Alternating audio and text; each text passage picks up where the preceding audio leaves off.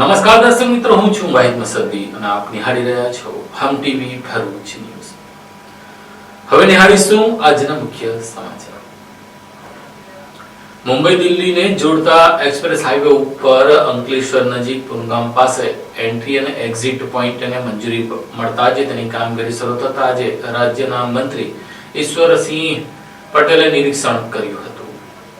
મુંબઈ અને દિલ્હીને જોડતા નવા નેશનલ એક્સપ્રેસ હાઈવે પર અંકલેશ્વર નજીક પુનગામ પાસે બનાવાઈ રહેલા એન્ટ્રી અને એક્ઝિટ પોઈન્ટની કામગીરીનું રાજ્યના જળસંપત્તિ મંત્રી ઈશ્વરસિંહ પટેલે સ્થળ પર જઈ નિરીક્ષણ કર્યું. National highway authority of India દ્વારા અંકલેશ્વર તાલુકાના પુનગામ નજીક એક્સપ્રેસ હાઈવે પર એન્ટ્રી અને એક્ઝિટ પોઈન્ટ બનાવવાની કામગીરી હાથ ધરવામાં આવી છે. અગાઉ પુનગામ નજીકથી માર્ગ ખુલ્લો કરવામાં આવ્યો હતો, પરંતુ કિમ સુધી હાઈવે શરૂ થતા માર્ગ તાત્કાલિક બંધ કરાયો હતો. હવે નવી મંજૂરી મળતા ફરીથી એન્ટ્રી એક્ઝિટ પોઈન્ટના નિર્માણને ગતિ આપવામાં આવી છે. ₹104 કરોડના ખર્ચે બે એન્ટ્રી, બે એક્ઝિટ તેમજ 4 ટોલ પ્લાઝાનું નિર્માણ કરવામાં આવી રહ્યું છે. સમગ્ર કામગીરી આગામી 4 મહિનામાં પૂર્ણ કરવાનો લક્ષ્યાંક નક્કી કરાયો છે. નેશનલ એક્સપ્રેસ હાઈવેના નિયમ મુજબ બે એન્ટ્રી અને એક્ઝિટ પોઈન્ટ વચ્ચે ઓછામાં ઓછું 25 કિલોમીટરનું અંતર જરૂરી હોય છે. ભરૂચના દહેગામ પાસે પહેલેથી જ એન્ટ્રી એક્ઝિટ પોઈન્ટ હોવાથી પુનગામને મંજૂરી મળવી મુશ્કેલ બની હતી. રાજ્યમંત્રી ઈશ્વરસિંહ પટેલ દ્વારા રાજ્ય સરકાર સમક્ષ રજૂઆત કરવામાં આવતા નેશનલ હાઈવે ઓથોરિટીએ દહેગામથી આશરે 10 કિલોમીટર અંતરે આવેલ પુનગામ ખાતે વિશેષ મંજૂરી આપી છે. આ નિર્ણયથી એશિયાની સૌથી મોટી ગણાતી અંકલેશ્વર જીઆઈડીસી તેમજ પાનોલી ઉદ્યોગોને દિલ્હી મુંબઈ એક્સપ્રેસવે સાથે સીધી કનેક્ટિવિટી મળશે. સાથે જ હાંસોટ, ઓલપાડ અને સુરત તરફ જતા વાહન ચાલકોને પણ મોટા પ્રમાણમાં મુસાફરીમાં રાહત મળશે. આદરણીય દેશના યશસ્વી પ્રધાનમંત્રી આદરણીય શ્રી નરેન્દ્રભાઈ મોદી સાહેબ, દેશના ગૃહમંત્રી આદરણીય શ્રી અમિતભાઈ શાહ સાહેબ અને કેન્દ્રીય માર્ગ મકાન મંત્રી આદરણીય શ્રી નીતિનભાઈ ગડકરીજીના સાનિધ્યમાં આ નેશનલ હાઈવે 4 એટલે કે ભારતમાલા દિલ્હી મુંબઈ એક્સપ્રેસ વે જે બની રહ્યો છે એમાં જનરલી 25 કિલોમીટરે એન્ટ્રી એક્ઝિટ આપતા હોય છે, પરંતુ ગુજરાત સરકારની અંદર પણ રજૂઆત કરીને આદરણીય મુખ્યમંત્રી શ્રી ભૂપેન્દ્રભાઈ પટેલ સાહેબને અને આદરણીય ડેપ્યુટી મુખ્યમંત્રી શ્રી હર્ષભાઈ સંઘવીજીને રજૂઆત કરતા અને આદરણીય ગડકરીજીને રજૂઆત કરતા એમણે 25 કિલોમીટરની જે એમનો ક્રાઇટેરિયા હતો એ તોડીને આપણને ભરૂચ દહેગામ ખાતે અને અંકલેશ્વર પુનગામ ખાતે એટલે કે માત્ર 8 થી 10 કિલોમીટરના ગાળાની અંદર આપણને એન્ટ્રી એક્ઝિટ આપી છે. એનું પણ કામગીરી ચાલી રહી છે. આમાં દ્રાવર કન્સ્ટ્રક્શન કંપનીએ આ કામ રાખેલ છે. એમાં 104 કરોડના ખર્ચે 2 એક્ઝિટ અને 2 એન્ટ્રી અને 4 જેટલા ટોલ ટેક્સ બની રહ્યા છે. 4 મહિનાની અંદર કામગીરી પૂર્ણ થયેથી આ વિસ્તારના Ankleshwar GIDC, Panoli GIDC, Jhagadia GIDC, Valia, આ તરફ હાંસોટ, અંકલેશ્વરના ગામડાઓ અને ઓલપાડ તેમજ સુરતના લોકોને પણ આ એન્ટ્રી એક્ઝિટ મળવાથી તમામ લોકોને લાભ થવાનો છે. જે આમ ફરી જવું પડે તેની જગ્યાએ પહેલાં જે દહેગામ પાસે ઉતરતા હતા અને દહેગામથી ભરૂચ સિટીમાં થઈને અંકલેશ્વર સિટીમાં થઈને પુનગામ આવતા લગભગ 1.5 થી 1.5 કલાક થતો હતો. આ માત્ર 8 થી 10 મિનિટની અંદર અહીંયા ઉતરી જવાય છે, જેના કારણે ડીઝલનો બચાવ થવાનો છે. લોકોને આર્થિક રીતે પણ ખૂબ એનો લાભ થયો. ત્યારે હું આ તબક્કે આદરણીય પ્રધાનમંત્રી શ્રી અને આદરણીય ગૃહમંત્રી શ્રી, આદરણીય માર્ગ મંત્રીશ્રીને હું ખૂબ અભિનંદન પાઠવું છું. ભરૂચ જિલ્લાની સ્થાનિક સ્વરાજ્યની ચૂંટણીને લઈને જિલ્લા ચૂંટણી અધિકારીએ નોડલ અધિકારીઓ સાથે બેઠક યોજી હતી. ભરૂચ જિલ્લામાં આગામી 26 એપ્રિલના રોજ યોજાનારી તાલુકા, જિલ્લા પંચાયત અને નગરપાલિકાની સામાન્ય ચૂંટણીઓ માટે જિલ્લા તંત્ર દ્વારા સઘન તૈયારીઓ ચાલી રહી છે. આ સંદર્ભે જિલ્લા કલેક્ટર કચેરી ખાતે જિલ્લા ચૂંટણી અધિકારી ગૌરાંગ મકવાણાના અધ્યક્ષસ્થાને ચૂંટણીલક્ષી કામગીરી સંભાળતા નોડલ અધિકારીઓ સાથે એક મહત્વપૂર્ણ સમીક્ષા બેઠક યોજાઈ હતી. બેઠકમાં અધિક જિલ્લા ચૂંટણી અધિકારીએ જણાવ્યું કે એપ્રિલ 26માં યોજાનાર સ્થાનિક સ્વરાજ્યની સંસ્થાઓની ચૂંટણીઓ મુક્ત, નિષ્પક્ષ અને પારદર્શક રીતે સંપન્ન થાય તે માટે તમામ વિભાગોએ સંકલિત આયોજન સાથે સમયબદ્ધ અને જવાબદારીપૂર્ણ કામગીરી કરવી અનિવાર્ય છે. કોઈપણ પ્રકારની ક્ષતિ ન રહે તે માટે નોડલ અધિકારીઓને પરસ્પર સંકલન સાથે કાર્ય કરવા માર્ગદર્શન અપાયું છે. આ બેઠકમાં ચૂંટણી વ્યવસ્થાપનના વિવિધ પાસાઓની વિગતવાર સમીક્ષા કરાઈ હતી, જેમાં મેનપાવર મેનેજમેન્ટ, ઈવીએમ વ્યવસ્થાપન, મતદાન મથકો પર જરૂરી સુવિધા, પરિવહન અને સામગ્રી વ્યવસ્થાપન, ખર્ચ મોનિટરિંગ, ચૂંટણી નિરીક્ષકો સાથે સંકલન અને કાયદો વ્યવસ્થા જાળવવા જેવા મુદ્દાઓનો સમાવેશ થાય છે. વધુમાં મતપત્રો, ડમી મતપત્રો અને પોસ્ટલ બેલેટના છાપકામ, મીડિયા સંકલન, એસવીઈપી હેઠળ મતદાતા જાગૃતિ અભિયાન, હેલ્પલાઇન અને ફરિયાદ નિવારણ વ્યવસ્થા, કસ્ટમાઇઝ કિટ, સાયબર સિક્યુરિટી તેમજ વેબકાસ્ટિંગ અને વિડીયોગ્રાફી જેવી અંગે પણ જરૂરી માર્ગદર્શન અપાયું છે. આ બેઠકમાં ચૂંટણીલક્ષી કામગીરી સંભાળતા તમામ નોડલ અધિકારીઓ ઉપસ્થિત રહ્યા. ભરૂચના નબીપુર નજીક હાઈવે ઉપર માછપાટિયા નજીક 2 ટ્રક સામસામે ધડાકાભેર અથડાતા એક વ્યક્તિનું ઘટના સ્થળે મોત નીપજ્યું હતું, જ્યારે એક ટ્રક ચાલક કેબિનમાં ફસાતા મહામુસીબત તેને રેસ્ક્યુ કરી બહાર કાઢવામાં આવ્યો હતો.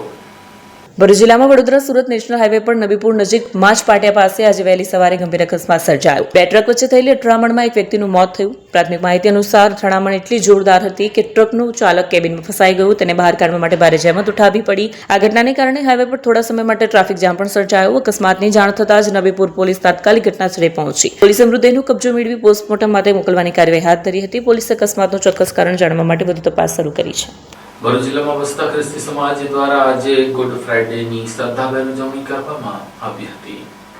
ભરૂચ જિલ્લામાં વસતા ખ્રિસ્તી સમુદાય દ્વારા શુક્રવારના દિવસે ગુડ ફ્રાઇડેનો તહેવાર મનાવ્યો હતો. આ અવસરે શહેર અને જિલ્લામાં આવેલી વિવિધ ચર્ચોમાં વિશેષ પ્રાર્થના સભા યોજાઈ હતી. મોટી સંખ્યામાં ખ્રિસ્તી અનુયાયીઓ જોડાયા હતા. આ દિવસે ઈસુ ખ્રિસ્તને ક્રૂસ પર ચડાવી યાતનાઓ આપીને તેમના બલિદાનની સ્મૃતિમાં ખ્રિસ્તી વિશ્વાસીઓ પર ઉપવાસ રાખી પ્રાર્થના અને ભક્તિમાં લીન રહેતા હોય છે. ભરૂચ શહેરમાં આવેલા એબેન એઝર મેથોડિસ્ટ ચર્ચ, બંબાખાના સ્થિત CNI ચર્ચ તેમજ કેથલિક ચર્ચોમાં વિશેષ પ્રાર્થના સભા યોજાઈ હતી. આ પ્રસંગે એબેન એઝર મેથોડિસ્ટ ચર્ચના પાળક રેવ જગદીશ ખ્રિસ્તીએ ઉપસ્થિત શ્રદ્ધાળુઓને સંબોધતા ઈસુ ખ્રિસ્તના બલિદાનનો સંદેશ આપ્યો હતો.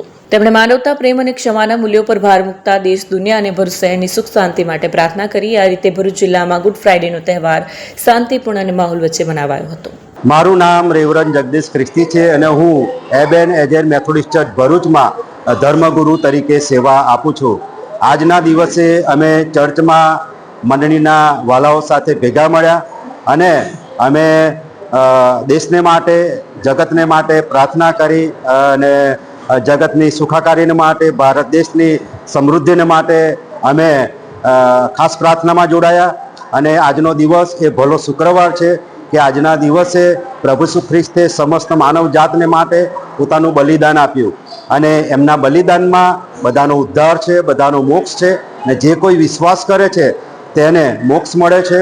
અને પ્રભુ ઈસુ ખ્રિસ્તે પોતાનું બલિદાન આપ્યું એ યાદ કરતા આજે અમે એને ભલા શુક્રવાર તરીકે ઉજવીએ છીએ. અને આજના ખાસ દિવસે અમારા તરફથી ભરૂચના સર્વ લોકોને અમે અમારા તરફથી શુભેચ્છાઓ, સુખાકારી પાઠવીએ છીએ. થેન્ક યુ અને ગોડ બ્લેસ યુ.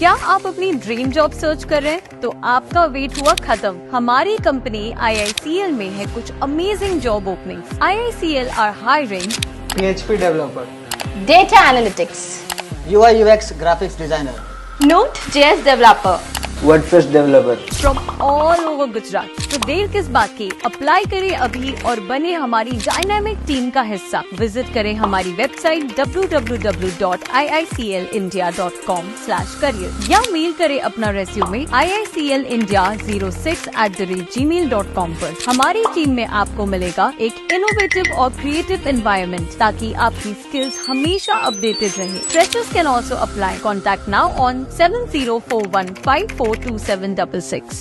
અંકલેશ્વર તાલુકાના શેંગપુર ગામના ખેતરમાં ટીટોડીએ ભેંડા મૂકતા સારો વરસાદના એધાણ ખેડૂતો માની રહ્યા છે.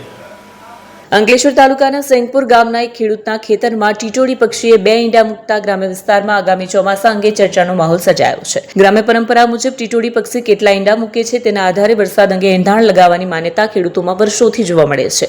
ખેડૂતોની માન્યતા અનુસાર ટીટોડી જેટલા ઈંડા મૂકે તેટલા મહિના સુધી સારો વરસાદ રહેવાની સંભાવના છે. સેંગપુર ગામે ખુલ્લા ખેતરમાં ટીટોડીએ 2 ઈંડા મૂકતા સ્થાનિક ખેડૂતો 4 મહિના દરમિયાન મધ્યમ વરસાદી માહોલ રહેવાનો અંદાજ વ્યક્ત કરી રહ્યા છે. લોકવાયકા મુજબ ટીટોડી જો ખેતર અથવા ખુલ્લા મેદાનમાં ઈંડા મૂકે તો ચોમાસું સામાન્ય રહેવાની શક્યતા હોય છે, જ્યારે ઊંચી જગ્યા પર ઈંડા મુકાય તો સારા વરસાદના સંકેત માનવામાં આવે છે. જો કે આ તમામ માન્યતાઓ પરંપરાગત અનુભવ અને લોક અનુભવ પર આધારિત છે. ભૂતકાળમાં આધુનિક હવામાન અનુમાનની સુવિધા ઉપલબ્ધ ન હોવાથી ખેડૂતો પક્ષીઓ અને પશુઓના વર્તન પરથી ઋતુ પરિવર્તન અંગે અંદાજ લગાવતા હતા. જો કે વૈજ્ઞાનિક દ્રષ્ટિએ આ પ્રકારની લોકવાયકાઓને ચોક્કસ હવામાન અનુમાન તરીકે માન્યતા આપવામાં આવતી નથી. હવામાન વિભાગ દ્વારા હાલના ચોમાસા અંગે સત્તાવાર આગામી હજુ રજા જાહેર કરવામાં આવી નથી. હું સેંગપુર ગામનો ખેડૂત પ્રદીપસિંહ સજાણસિંહ સોલંકી. કાયમ માટે અમે પ્રાચીન પરંપરાગત પ્રમાણે ટીટોડીના ઈંડા મૂકવાના એના પરથી આગાહી કરતા હોય છે. જો ટીટોડી 4 ઈંડા મૂકે તો વરસાદ સારો પડે. જો ટીટોડી ઓછા ઈંડા મૂકે, ધારો કે આ સાલ 2 ઈંડા મૂક્યા છે તો 2 ઈંડા પ્રમાણે વરસાદ મધ્યમ કે અડધો વરસાદ થવાની સંભાવના છે. અને બીજી એમાં એવી ખાસિયત છે કે જો ટીટોડી ઈંડા ઊંચી જગ્યા પર મૂકે તો વરસાદ સારો થાય, અને નીચાણવાળી જગ્યામાં જો મૂકે ઈંડા તો વરસાદ ઘણો ઓછો થાય અને મોડો થાય. એવી અમારી પરંપરાગત ચાલતી આવેલી આગાહી છે, જેના આધારે અમે ખેડૂતો વર્તારો કરતા હોઈએ છીએ. ભરૂચ તાલુકાના જૂના તવરા ગામ ખાતે સમસ્ત ક્ષત્રિય સમાજ દ્વારા સમૂહ જવારાની શોભાયાત્રા કાઢવામાં આવી હતી. ભરૂચ તાલુકાના જૂના તવરા ગામે આવેલ ચિંતનાથ મહાદેવ મંદિર ખાતે સમસ્ત ક્ષત્રિય સમાજ દ્વારા માતાજીના સમૂહ જવારાનું વિધિવત સ્થાપના કરવામાં આવ્યા હતા. ચૈત્ર સુદ 11 થી ચૈત્ર સુદ પૂનમ સુધી 5 દિવસ યોજાયેલ ધાર્મિક કાર્યક્રમમાં ગામમાં મોટી સંખ્યામાં ભક્તોએ ભક્તિભાવ સાથે હાજરી પણ આપી હતી. મંદિરના પટાંગણમાં યોજાયેલા સમૂહ જવારાના કાર્યક્રમમાં કુલ 28 જોડાએ ભાગ લીધો. તમામ જોડાએ પરંપરાગત રીતિ રિવાજ અનુસાર જવારાની સ્થાપના કરી, જેના કારણે સમગ્ર વિસ્તારમાં 5 દિવસ ભક્તિમય વાતાવરણ રહ્યું. 5 દિવસ સવાર સાંજ નિયમિત પૂજન અર્ચન કર્યા બાદ ચૈત્ર સુદ પૂનમને ગુરુવારના દિવસે વિશેષ ધાર્મિક કાર્યક્રમો યોજાયા. બપોરે 2 વાગે ગ્રહ શાંતિ પૂજા, 4 વાગે શ્રીફળ હવન અને ત્યારબાદ 5 વાગે માતાજીની ભવ્ય શોભાયાત્રા યોજાઈ. સાંજે 6 વાગે મહાપ્રસાદનું વિતરણ કરાયું, જ્યારે રાત્રે 9 કલાકે રાસ ગરબા સહિતના વિવિધ સાંસ્કૃતિક કાર્યક્રમો યોજાયા, જેમાં ખૂબ જ મોટી સંખ્યામાં જૂના તોરા ગામના ગ્રામજનો જોડાયા હતા. અંકલેશ્વર તાલુકાના નવગામા ગામ નજીક રોકડી હનુમાન મંદિરે હનુમાન જયંતિ ધમાજરામાં રામજી મંદિરના બીજા પાટોત્સવ નિમિત્તે લોક ડાયરાનું આયોજન કરવામાં આવ્યું હતું.